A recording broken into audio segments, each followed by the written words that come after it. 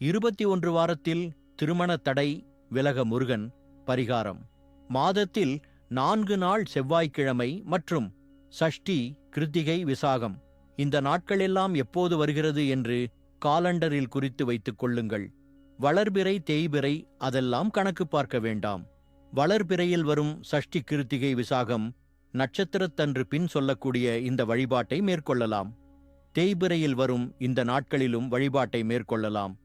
இந்த நாட்களில் முருகன் கோவிலுக்கு சென்று முருகப்பெருமானுக்கு 2 நெய் தீபங்கள் மட்டும் ஏற்றி வைத்துவிட்டு முருகனுக்கு செவ்வரளி பூவால் கட்டப்பட்ட பூமாலையை வாங்கித் தர வேண்டும். செவ்வரளி பூக்களை கட்டி 1 முழம் 2 முழம் கொடுத்தாலும் தவறு கிடையாது. செவ்வரளியை மாலையாக வாங்கி முருகனுக்கு சாத்தினாலும் தவறு கிடையாது. அது உங்கள் வசதியை பொறுத்தது.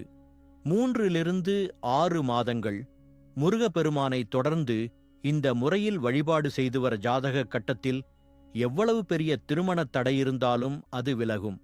யாருக்கு திருமணம் நடக்கவில்லையோ குறிப்பிட்ட நபரின் அந்த கையால் இந்த பூ மாலையை கொண்டு போய் முருகனுக்கு கொடுக்கணும். உங்களுக்கு ஏற்ற வரனை அந்த முருகப்பெருமான் காட்டிக் கொடுப்பார்.